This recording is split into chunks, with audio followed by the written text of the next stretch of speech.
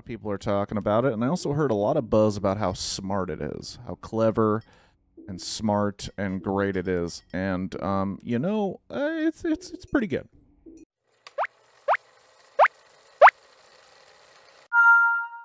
Hello and welcome to Blockbuster Review. It is where I play a single game of Tetris Marathon and try to review a film before the blocks reach the top or until 150 lines.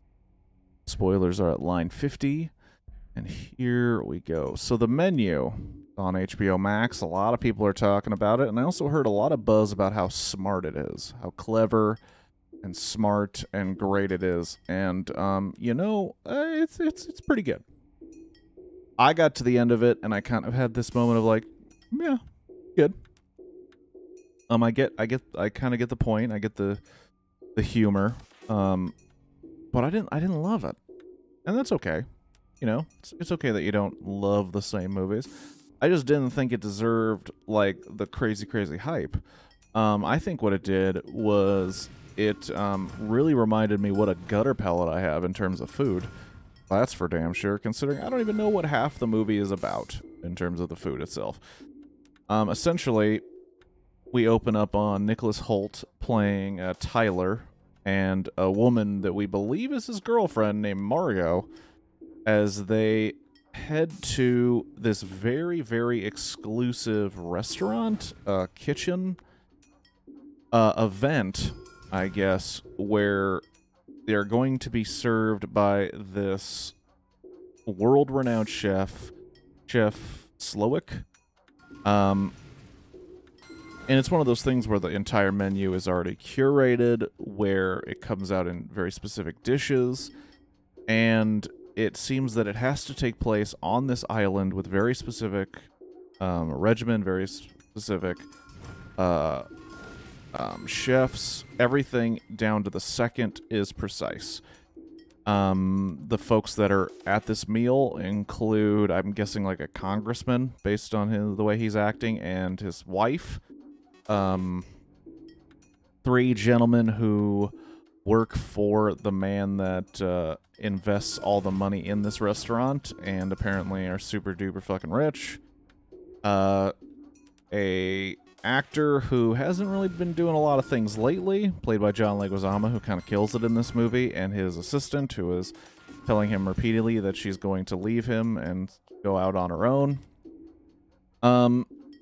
And a restaurant reviewer or food critic that is with her assistant, and they're just, critiquing everything and comparing everything to other,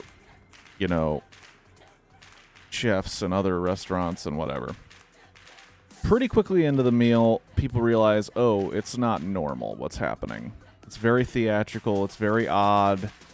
A lot of weird conversation, or a lot of weird introduction for shit. And it's very strange.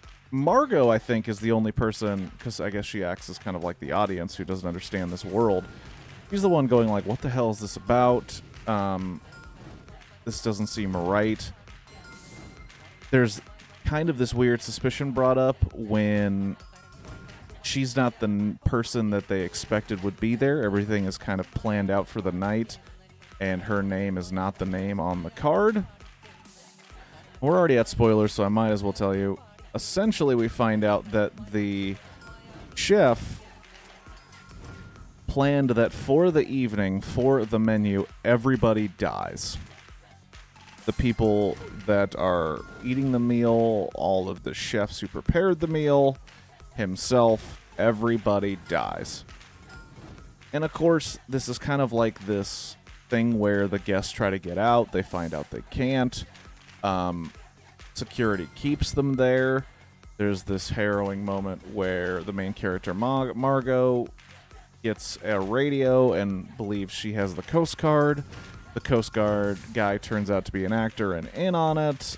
And it really kind of comes down to a moment where Anna Taylor-Joy, who plays Margot, after discovering that the chef kind of got his start flipping burgers at a burger joint, makes a comment that she wants something that his heart is in, which is a burger, and then because it's how a burger joint is, she asks for it to go, and he grants it to her because there's many conversations between them that she is one who serves, and then there are the takers, which are the, you know, the rich assholes out there.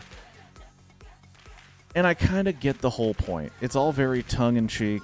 It's all very much like a fuck the rich, even though they're miserable people.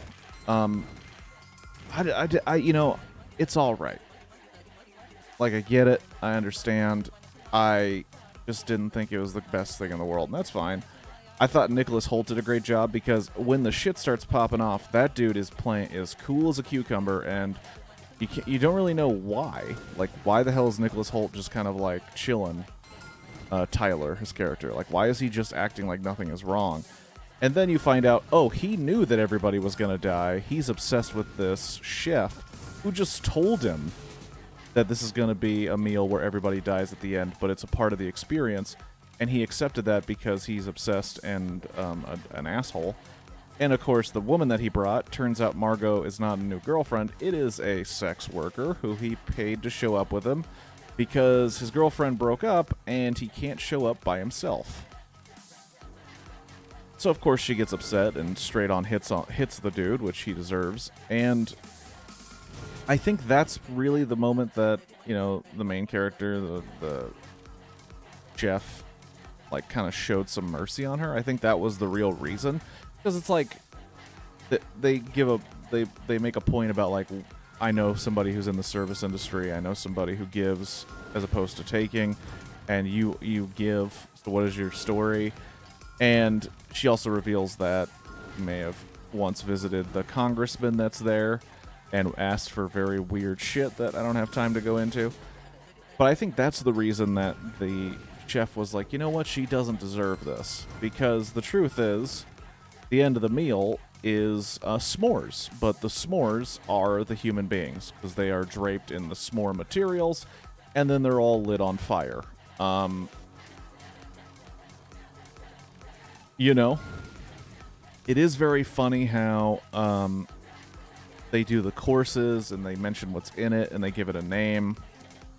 And it's thematic to the different parts of the story, and then he lets Nicholas Holt's character make something himself, which turns out to be shit, which they then highlight and actually give it a title. There's very funny moments, and it is a very interesting movie, but it's just not, you know, it wasn't my favorite. And that's okay. The Menu, currently on HBO Max, if you wish to watch it. Peace.